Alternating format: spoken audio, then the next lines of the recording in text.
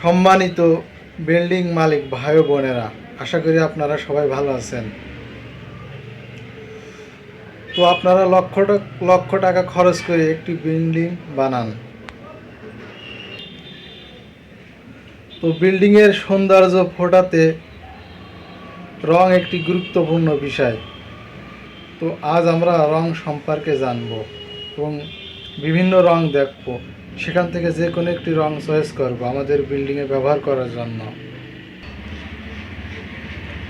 এখানে total 1100 colour রয়েছে।